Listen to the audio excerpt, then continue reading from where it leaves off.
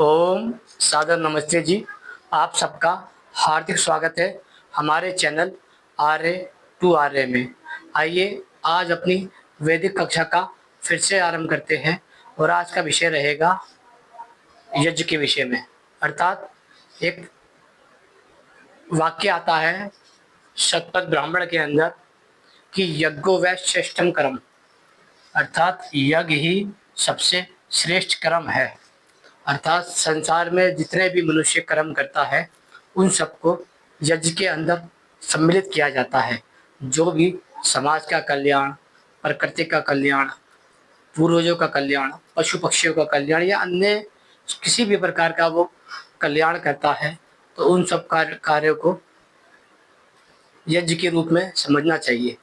आइए समझने का प्रयास करते हैं इसको कि यज्ञो वै श्रेष्ठम कर्म, कि यज्ञ ही संसार का श्रेष्ठ कर्म है। क्यों और कैसे? आइए, यदि आप इस चैनल पर पहली बार आए हैं तो चैनल को सब्सक्राइब कर दीजिए और शेयर कर दीजिए। आइए आगे बात करते हैं। मनुष्य के जीवन में पंच महायज्ञ होते हैं जिससे मनुष्य के कल्याण के लिए किए जाते हैं। अर्थात यदि कहा जाए तो मानवता के कल्याण के लिए ये पंच यज्ञ करना बहुत आवश्यक है। यदि कोई मनुष्य ये पंच यज्ञ नहीं करता है तो वह मानव जीवन का जो चोला मिला है उसने उसे निरर्थक कर दिया। आइए समझने का प्रयास करते हैं कि मनुष्य के जीवन में ये पंच महायज्ञ क्यों आवश्यक है। पहला आता है ब्रह्म यज्ञ। अर्थात ब्रह्म यज्ञ कहते हैं ईश्वर में ध्यान लगाने को, ईश्वर की स्तुति करने को, ईश्वर से प्रार्थना करने को और ईश्वर की उपासना करने को। अर्थात सुबह और शाम ये दो समय संध्या के होते हैं, जिसे हम सुबह सूरज निकलते समय कहते हैं और शाम को सूरज डूबते समय कहते हैं। इस दो समय ईश्वर का मनुष्य को अवश्य नाम लेना चाहिए। मनुष्य के द्वारा ईश्वर का जो कल्याणकारी नाम है वह ओम है। वह उस ओम को इस प्रकार भी ले सकता है, यदि चाहे तो गायत्री मंत्र के रूप में, यदि चाहे तो विश्वानी देव के रूप में, यदि चाहे तो उपासना आदि मंत्रों के रूप में, या फिर वह कम समझदार है, कम बुद्धि वाला है, या फिर वह चाहता है कि मैं इतने बड़े मंत्र का उपयोग ना करके केवल एक सरल शब्द का उपयोग करूं, तो उसके लिए मुख्य नाम ईश्वर का जो ओम है वह उसकी भी उपासना कर सकता है। लेकिन उसको ये ध्यान रखने की अति आवश्यकता है कि जिस नाम का वह उपासना कर रहा है, स्तुति कर रहा है, प्रार्थना कर रहा है, उस नाम का अर्थ क्या है, भावार्थ क्या है और उसको बोलने का क्या लाभ है, उसे धारण करने का क्या लाभ है।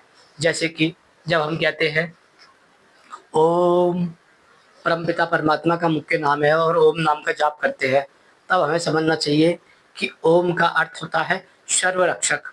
अर्थात संसार के जो गुण है, जो प्रकृति के नियम है, जो देवीय गुण है और जो मनुष्य आदि के कर्तव्य है, उन सब की जो रक्षा करता है वह परमात्मा करता है, जिससे उसका निज नाम ओम है।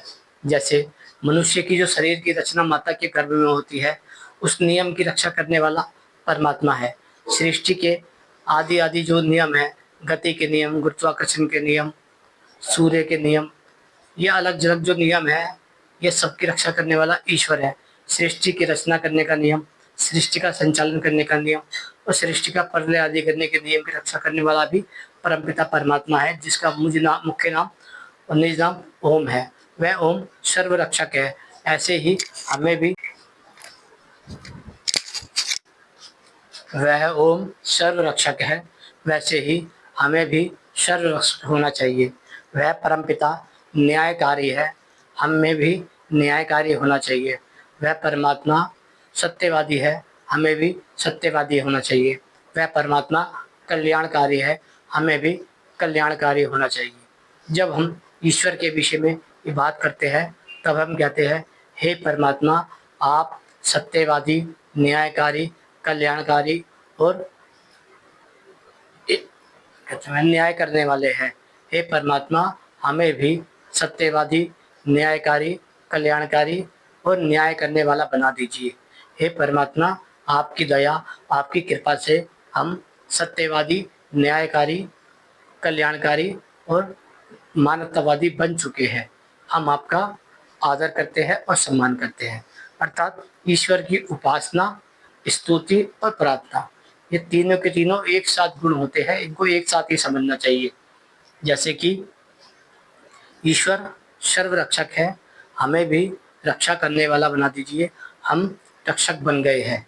अर्थात जो संसार के नीति नियम है, आज से हम भी इसकी रक्षा करेंगे, हम भी इसमें भागीदारी होंगे। ऐसे ही दूसरा आता है देवयज।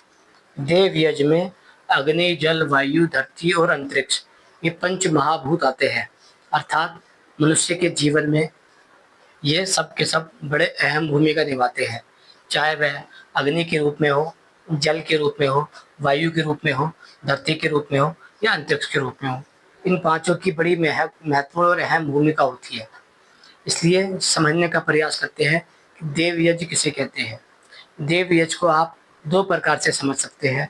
पहला, आपको किसी चीज़ को स्वच्छ रखना है, अर्थात उसे स्वच्छ रखना है, और दूसरा, उसे आपको सुरक्षित रखना है। पहला जैसे अग्नि है, अग्नि को सुरक्षित रखना भी देवयज्ञ है और उसको स्वच्छ रखना भी देवयज्ञ की उसमें आता है। वैसे ही जो जल है, उसे सुरक्षित रखना भी देवयज्ञ है और उसे स्वच्छ करना भी देवयज्ञ है। वैसे ही वायु को सुरक्षित रखना भी देवयज्ञ है और उसको स्वच्छ करना भी देवयज्ञ है। वैसे ही धरती को सुरक्षित रखना भी देवयज्ञ है और उसको स्वच्छ करना भी देवयज्ञ है। वैसे ही अंतरिक्ष को सुरक्षित रखना भी देवयज्ञ है और स्वच्छ करना भी देवयज्ञ है। जैसे कि कोई मनुष्य यदि वह अग्नि को समाप्त करना चाहता है, तब हमें उसकी रक्षा करनी चाहिए और देखना चाहिए कि उस अग्नि का उपयोग हम कहाँ कर रहे हैं। जैसे मान लीजिए कोई अग्निहोत्र कर रहा है या हवन आदि कर रहा है, तब यदि कोई आकर उसमें नशीले पदार्थ, मांस आदि के पदार्थ या जल आदि डालता है, तब हमें अग्नि की रक्षा करनी चाहिए और उसमें देसी घी आदि डालकर उसे स्वच्छ रखना चाहिए।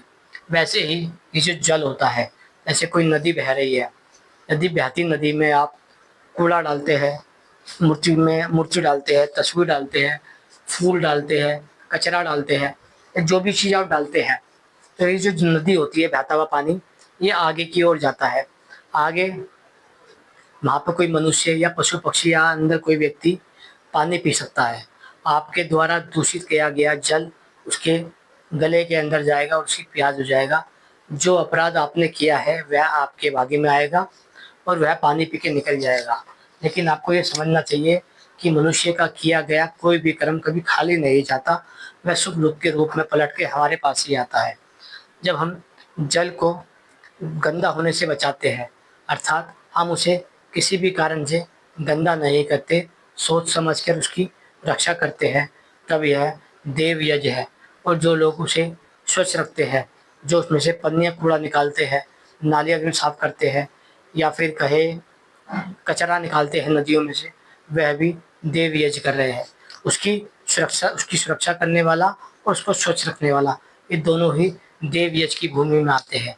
वैसे ही ये जो वायु होती है, वायु को यदि आप गंदा होने से बचा रहे हैं, आप पॉलीथीन नहीं जला रहे, आप रबड़ नहीं जला रहे, आप अन्य प्रकार के दूषित सामग्री नहीं जला रहे, और आप उसे स्वच्छ रख रहे हैं दूसरे प्रकार से, चाहे वह अग्निहोत्र से या वायु आदि से या फिर हवनवादी से, तो यह दोनों ही देवयज्ञ की कैटेगरी में आते हैं।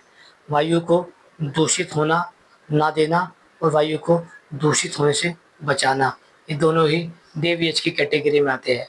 जैसे कि धरती है, धरती में यदि आप कहीं पर भी कूड़ा कचरा फेंक देते हैं और उसको पूरी को गंदा कर देते हैं, तब यह देवयज्ञ की हत्या कहलाती है। उसी प्रकार यदि आप कूड़ा एक निश्चित स्थान पर फेंकते हैं, सफाई कर्मी आके उसे ले जाता है, तो यह एक संतुलन बना रहता है। लेकिन यदि हम कहीं पर भी कूड़ा फेंक देते हैं, तो यह अपराध की श्रेणी में आता है। इसलिए हमें समझना चाहिए, अग्नि, जल, वायु, धरती और अंतरिक्ष, इन सब की जो रक्षा कर रहा है नीति नियम से, वह भी देवयज्ञ कर रहा है, और जो उनको स्वच्छ रख रहा है वह भी देवयज्ञ कर रहा है। लेकिन जो इनको दूषित कर रहा है वह देव यक्ष की हत्या कर रहा है।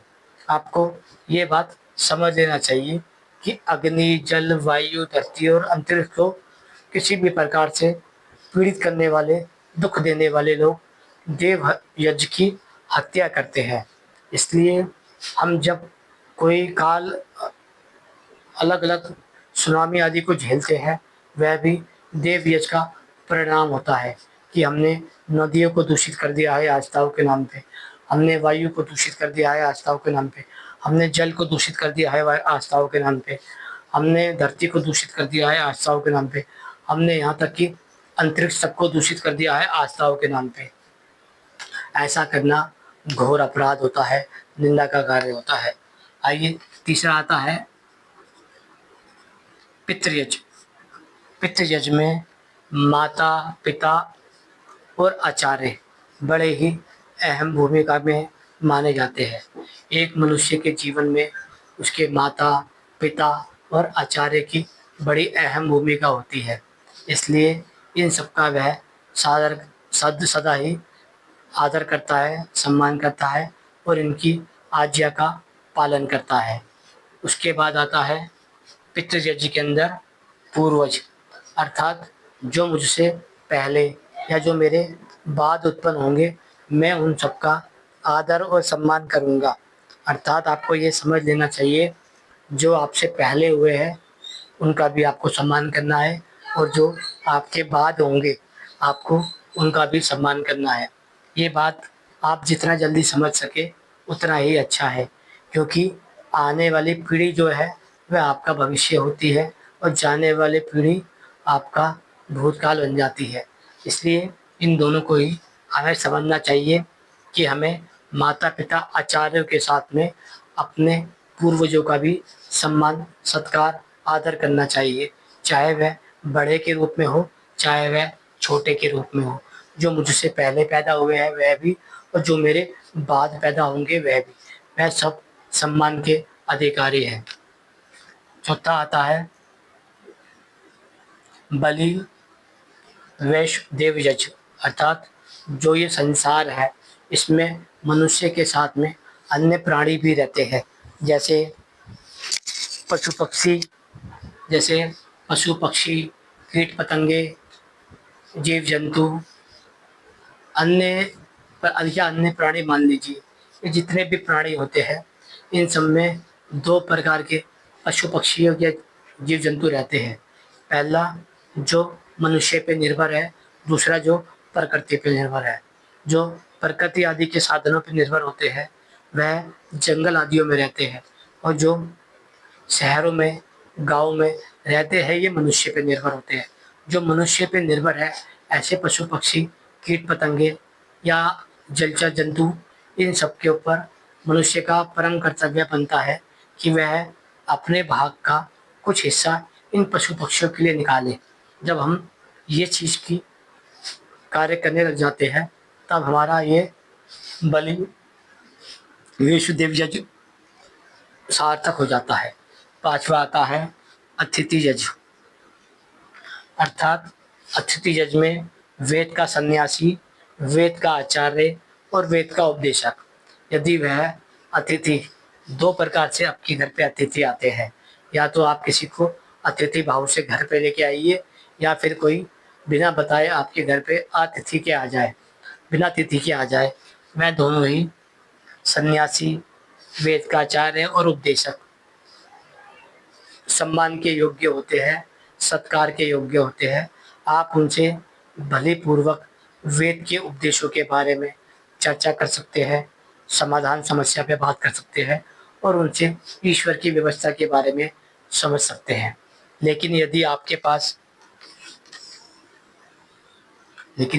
पास ज्ञान नहीं हुआ तब आप कैसे इसका हल करेंगे।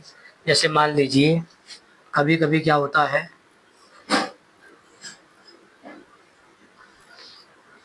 साधु सन्यासी के रूप में बलात्कारी, चोर, लुटेरे, शराबी और मांसाहारी लोग घूमते हैं। इसका उदाहरण मैं आपको वाल्मीकि रामायण से दूंगा, जहाँ पर देवी सीता बैठकर आश्रम में आराम कर रही होती है, तब रावण सन्यासी का रूप धारण करता है। वह नकली जटाएँ लगाता है, नकली वस्त्र धारण करता है और वह वेद के मंत्रों का उच्चारण करता हुआ देवी सीता के पास जाता है और देवी को कहता है कि हमें कुटिया से बाहर आकर भिक्षा दीजिए। अब आप कैसे पहचानेंगे कि जो सामने बंदा बैठा हुआ है, जो सन्यासी है, जो आचार्य है, जो वेद का उपदेश करने वाला है, वह ही विद्वान है, वह ही ज्ञानी है। इसके लिए सर्वप्रथम आपके पास भी ज्ञान होना अति आवश्यक है। यदि आपको जीवन में कोई गुरु नहीं है, तब भी आपके पास केवल एक साधन है कि जिससे कि आपको ज्ञान का भाव हो जाए।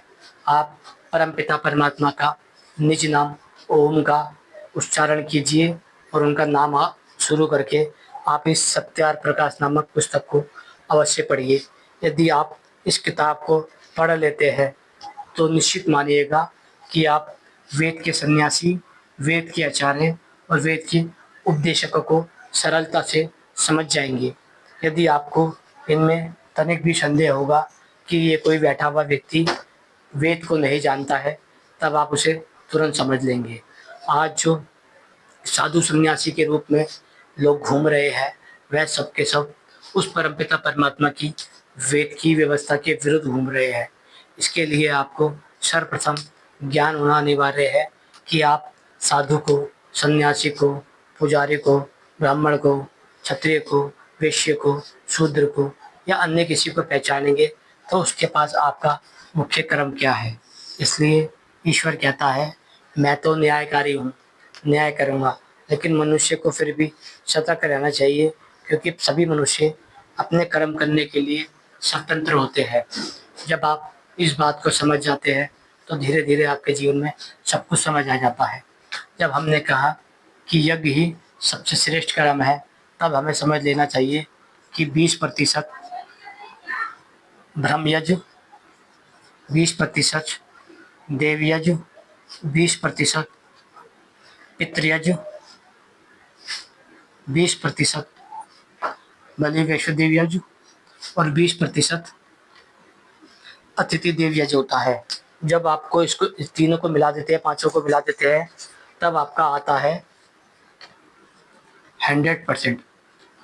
इसका अर्थ ये है, जब आप 20% यज्ञ ईश्वर की स्तुति, प्रार्थना और उपासना में बिताते हैं, उसके जो वेद आदि शास्त्र है उसका स्वाध्याय करते हैं, उसका पठन करते हैं, मंत्रों का उच्चारण करते हैं, तब आपके जीवन में ये 20% यज्ञ पूरा हो जाता है।